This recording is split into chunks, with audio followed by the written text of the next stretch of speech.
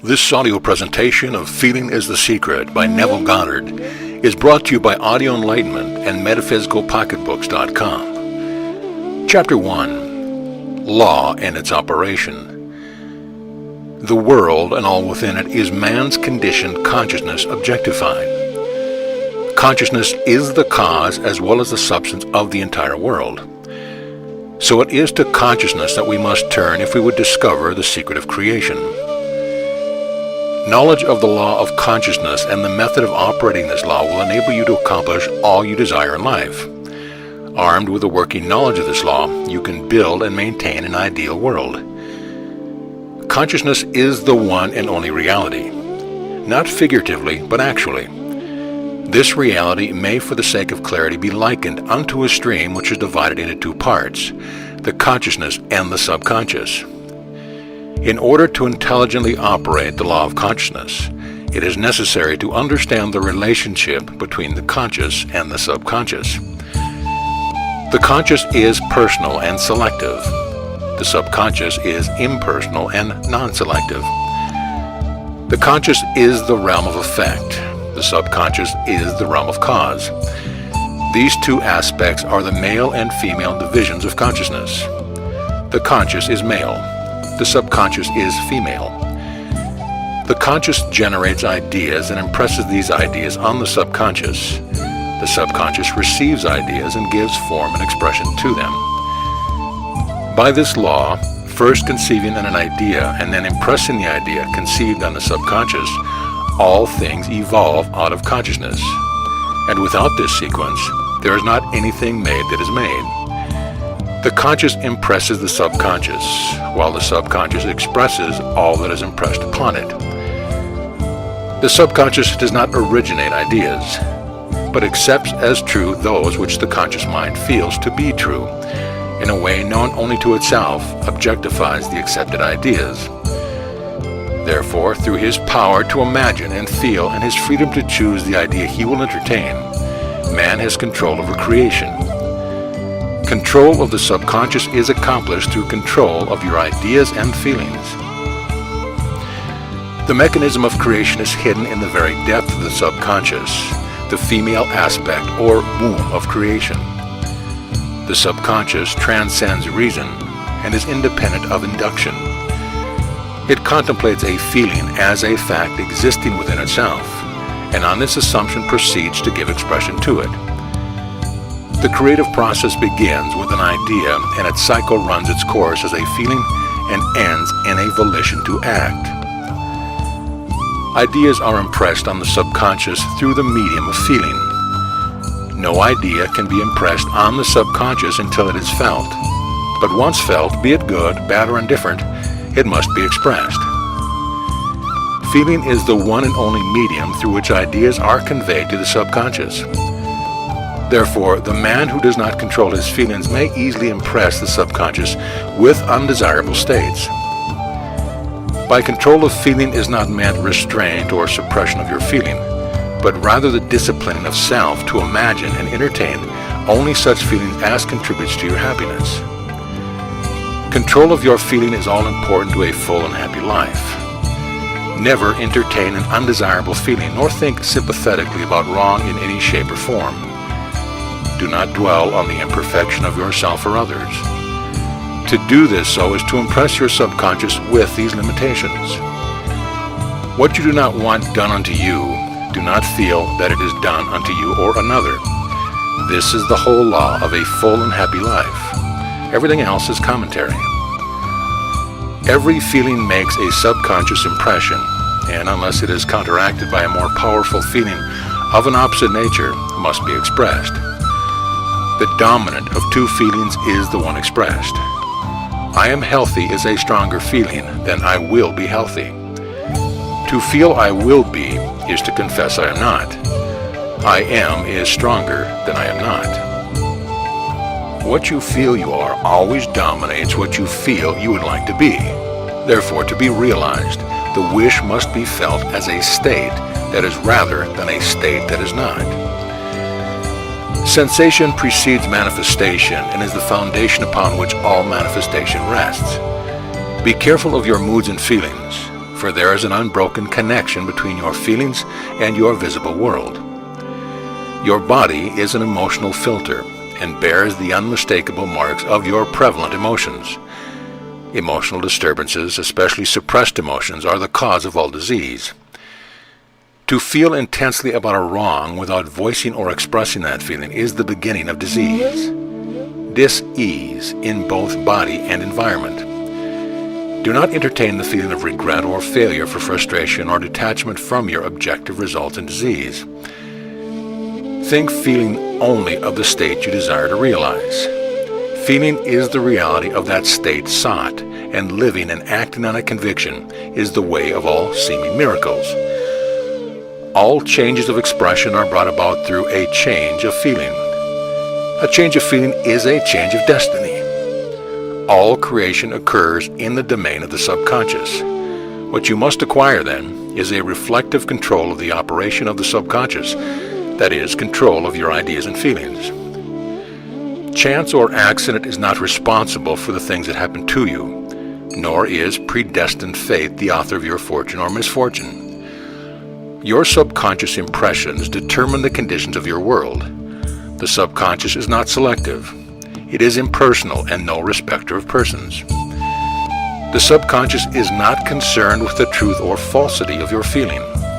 It always accepts as true that which you feel to be true. Feeling is the ascent of the subconsciousness to the truth of that which is declared to be true. Because of this quality of the subconscious, there is nothing impossible to man. Whatever the mind of man can conceive and feel as true, the subconscious can and must objectify. Your feelings create the pattern from which your world is fashioned, and a change of feeling is a change of pattern.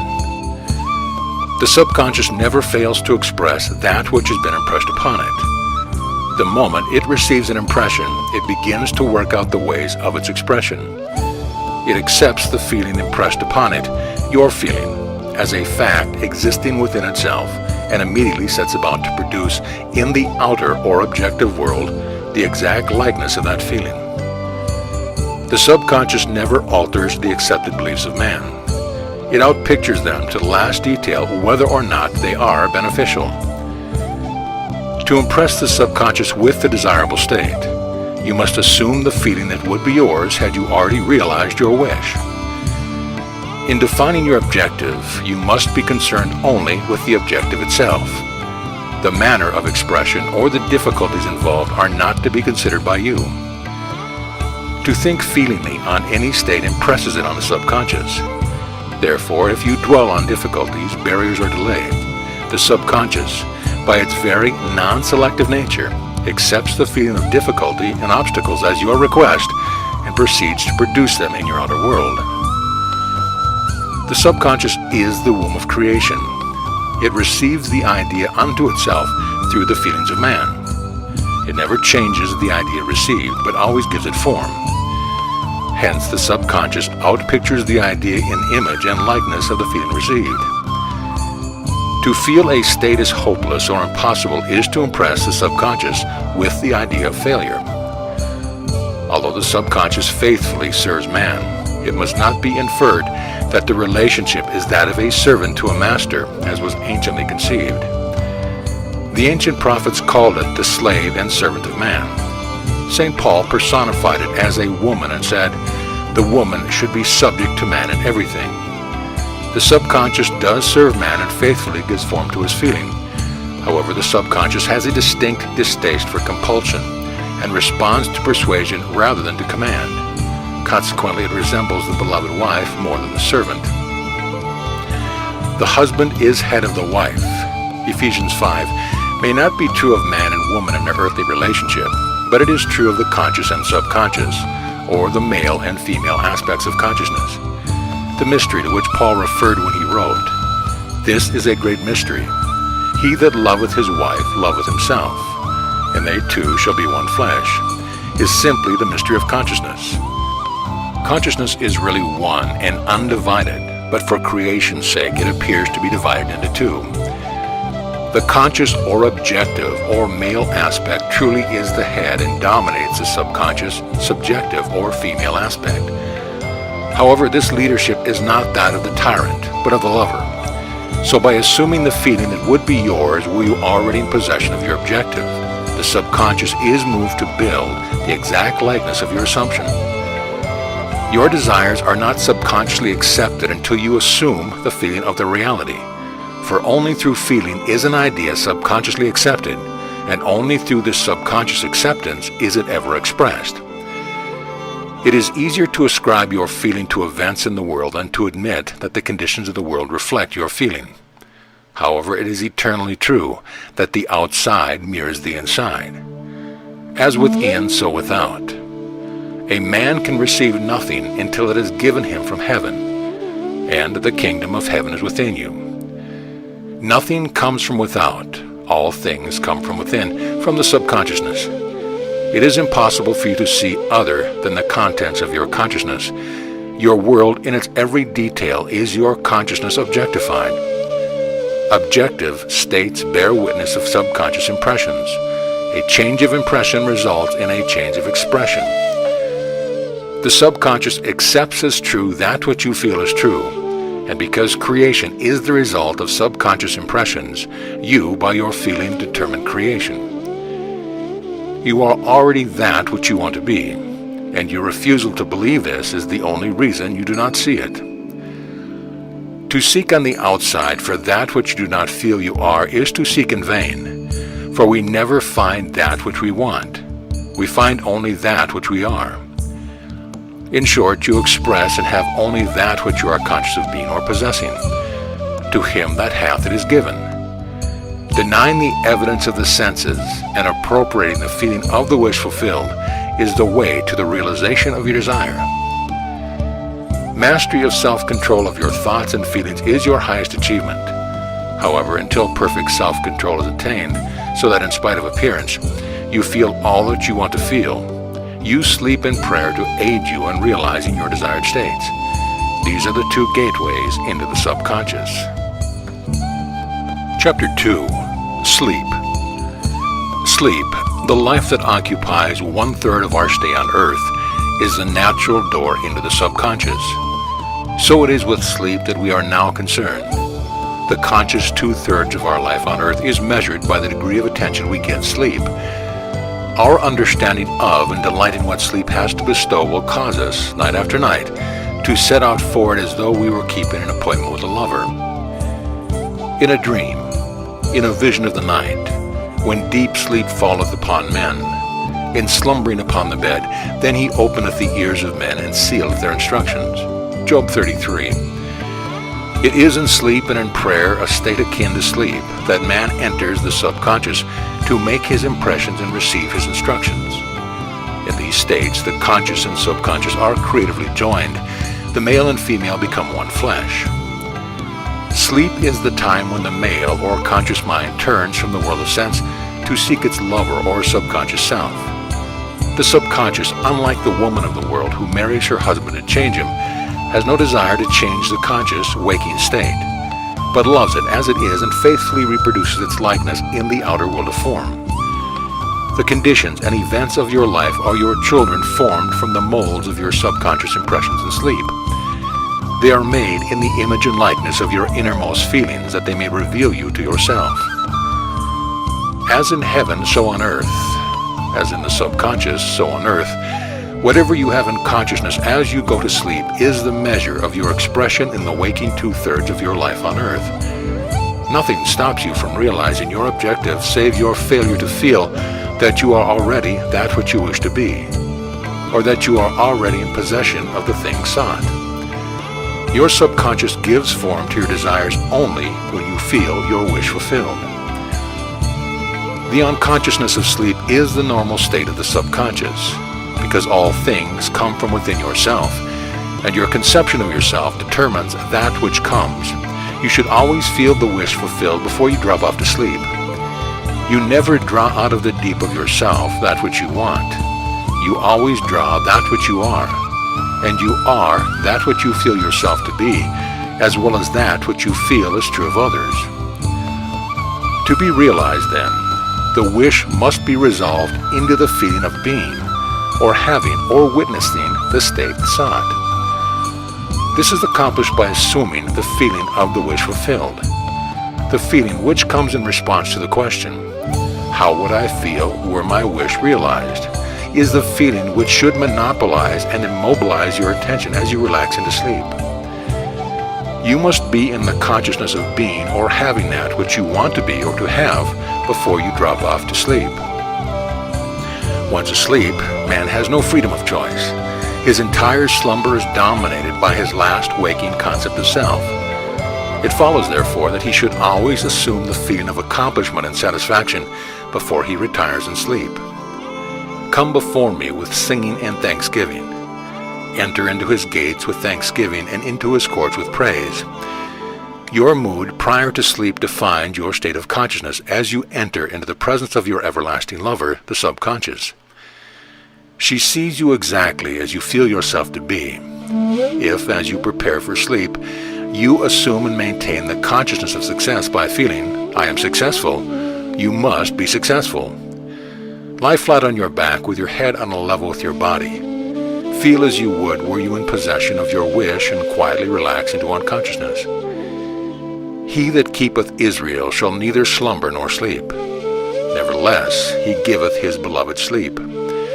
The subconscious never sleeps. Sleep is the door through which the conscious, waking mind passes to be creatively joined to the subconscious.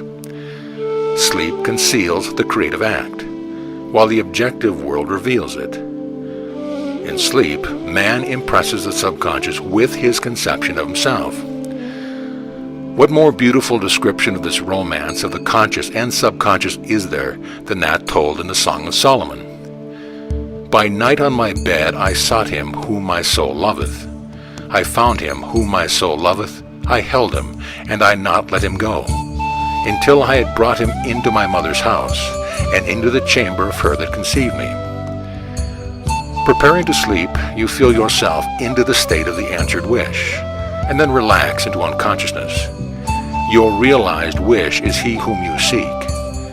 By night on your bed you seek the feeling of the wish fulfilled, that you may take it with you into the chamber of her that conceived you, into sleep or the subconscious which gave you form, that this wish also may be given expression. This is the way to discover and conduct your wishes into the subconscious.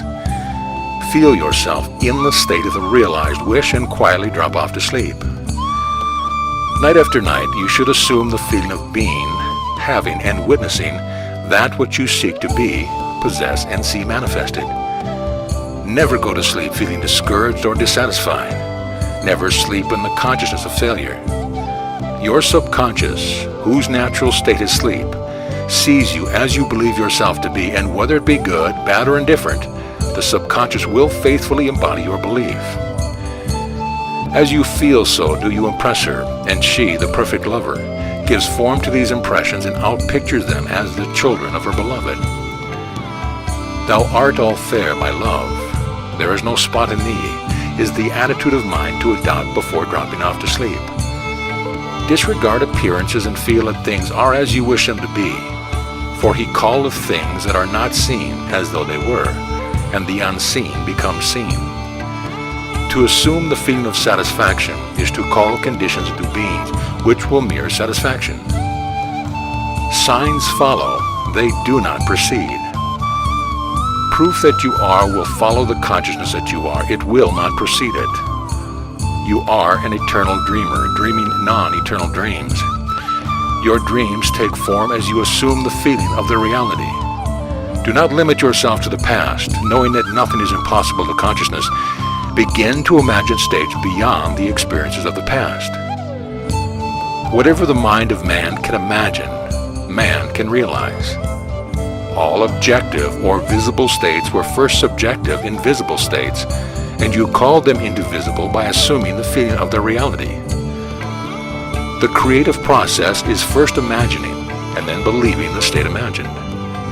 Always imagine and expect the best. The world cannot change until you change your conception of it. As within, so without. nations as well as people, are only what you believe them to be. No matter what the problem is, no matter where it is, no matter whom it concerns, you have no one to change but yourself, and you have neither opponent nor helper in bringing about the change within yourself. You have nothing to do but convince yourself of the truth of that which you desire to see manifested. As soon as you succeed in convincing yourself of the reality of the state sought, results follow to confirm your fixed belief. You never suggest to another the state which you desire to see him express. Instead, you convince yourself that he is already that which you desire him to be. Realization of your wish is accomplished by assuming the feeling of the wish fulfilled. You cannot fail unless you fail to convince yourself of the reality of your wish. A change of belief is confirmed by a change of expression. Every night as you drop off to sleep, feel satisfied and spotless, for your subjective lover always forms the objective world in the image and likeness of your conception of it, the conception defined by your feeling. The waking two-thirds of your life on earth ever corroborates or bears witness to your subconscious impressions. The actions and events of the day are effects, they are not causes. Free will is only freedom of choice. Choose ye this day whom ye shall serve is your freedom to choose the kind of mood you assume, but the expression of the mood is the secret of the subconscious. The subconscious receives impressions only through the feelings of man, and in a way known only to itself, gives these impressions form and expressions. The actions of man are determined by his subconscious impressions. His illusion of free will, his belief in freedom of action, is but ignorance of the causes which make him act. He thinks himself free because he has forgotten the link between himself and the event. Man awake is under compulsion to express his subconscious impression. If in the past he unwisely impressed himself, then let him begin to change his thought and feeling, for only as he does, so will he change his world. Do not waste one moment in regret, for to think feelingly of the mistakes of the past is to reinfect yourself. Let the dead bury the dead. Turn from appearances and assume the feeling that would be yours were you already the one you wish to be. Feeling a state produces that state. The part you play on the world stage is determined by your conception of yourself. By feeling your wish fulfilled and quietly relaxing into sleep, you cast yourself in a star role to be played on earth tomorrow, and while asleep, you are rehearsed and instructed in your part. The acceptance of the end automatically wills the means of realization. Make no mistake about this. If, as you prepare for sleep, you do not consciously feel yourself into the state of the answered wish, then you will take with you into the chamber of her who conceived you the sum total of the reactions and feelings of the waking day, and while asleep, you will be instructed in a manner in which they will be expressed tomorrow. You will rise believing that you are a free agent, not realizing that every action and event of that day is predetermined by your concept of self as you fell asleep. Your only freedom, then, is your freedom of reaction. You are free to choose how you feel and react to the day's drama, but the drama, the actions, events, and circumstances of the day have already been determined. Unless you consciously and purposely define the attitude of mind with which you go to sleep, you unconsciously go to sleep in the composite attitude of mind made up of all feelings and reactions of the day. Every reaction makes a subconscious impression, and unless counteracted by an opposite and more dominant feeling, is the cause of future action. Ideas enveloped in feeling are creative actions. Use your divine right wisely. Through your ability to think and feel, you have dominion over all creation. While you are awake, you are a gardener selecting seed for your garden.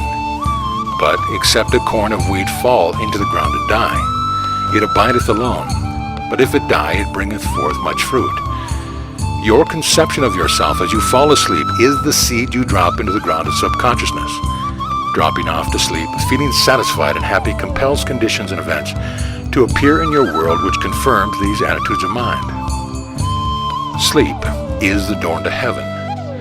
What you take in as a feeling, you bring out as a condition, action, or object in space. So sleep in the feeling of the wish fulfilled. As in consciousness, so on earth. Chapter 3. Prayer. Prayer, like sleep, is also an entrance into the subconscious. When you pray, enter into your closet. And when you have shut your door, pray to your Father which is in secret. And your Father which is in secret shall reward you openly.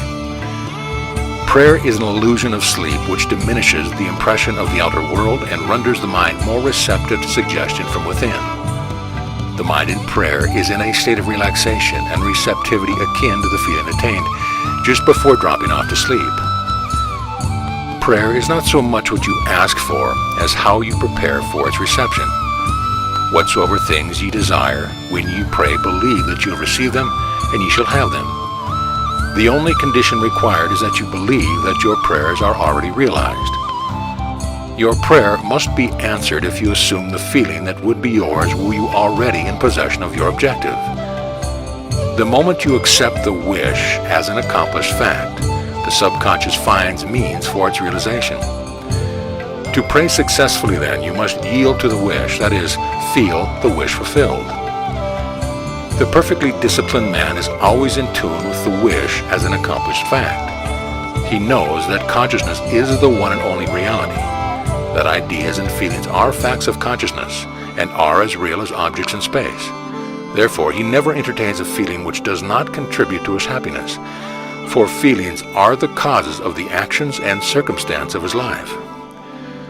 On the other hand, the undisciplined man finds it difficult to believe that which is denied by the senses and usually accepts or rejects solely on appearance of the senses. Because of this tendency to rely on the evidence of the senses, it is necessary to shut them out before starting to pray, before attempting to feel that which you deny. Whenever you are in that state of mind, I should like to, but I cannot, the harder you try, the less you are able to yield to the wish. You never attract that which you want, but always attract that which you are conscious of being. Prayer is the art of assuming the feeling of being and having that which you want. When the senses confirm the absence of your wish, all conscious effort to counteract the suggestion is futile and tends to intensify the suggestion. Prayer is the art of yielding to the wish and not the forcing of the wish. Whenever your feeling is in conflict with your wish, feeling will be the victor. The dominant feeling invariably expresses itself. Prayer must be without effort. In attempting to fix an attitude of mind which is denied by the senses, effort is fatal. To yield successfully to the wish as an accomplished fact, you must create a passive state, a kind of reverie or meditative reflection similar to the feeling which precedes sleep. In such a relaxed state, the mind is turned from the objective world and easily senses the reality of the subjective state. It is a state in which you are conscious and quite able to move or open your eyes, but have no desire to do so.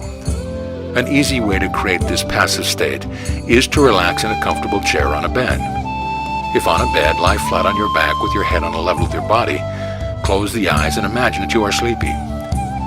Feel, I am sleepy, so very sleepy. In a little while, the faraway feeling accompanied by a general lassitude and loss of all desire to move ahead envelops you. You feel a pleasant, comfortable rest and not inclined to alter your position, although under other circumstances you would not be at all comfortable. When this passive state is reached, imagine that you have realized your wish. Not how it was realized, but simply the wish fulfilled. Imagine in picture form what you desire to achieve in life, then feel yourself as having already achieved it. Thoughts produce teeny little speech movements which may be heard in the passive state of prayer as pronouncements from without. However, this degree of passivity is not essential to the realization of your prayers. All that is necessary is to create a passive state and feel the wish fulfilled. All you can possibly need or desire is already yours.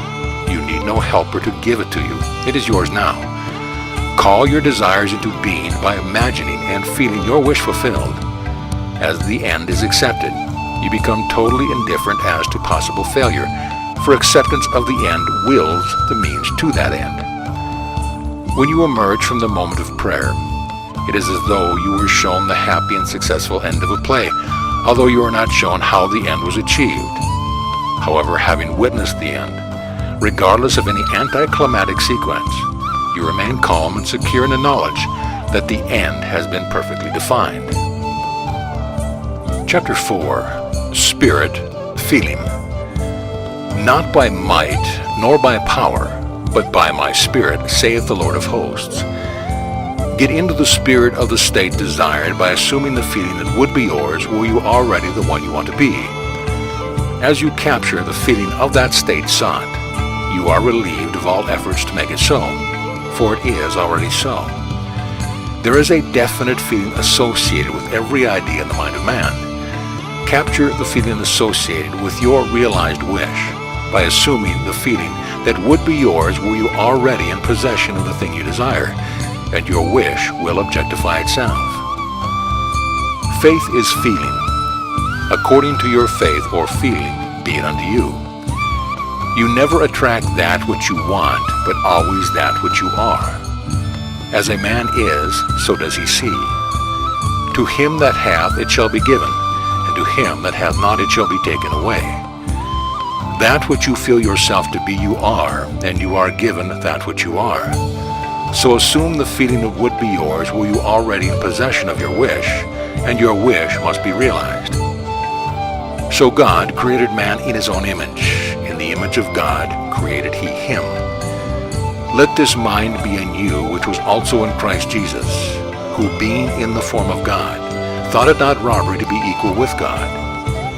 You are that which you believe yourself to be. Instead of believing in God or in Jesus, believe you are God or you are Jesus. He that believeth on me, the works that I do shall he do also, should be. He that believes as I believe the works that I do shall he do also. Jesus found it not strange to do the works of God because he believed himself to be God. I and my Father are one. It is natural to do the works of the one you believe yourself to be. So live in the feeling of being the one you want to be, and that you shall be. When a man believes in the value of the advice given him and applies it, he establishes within himself the reality of success. So ends Feeling is the Secret.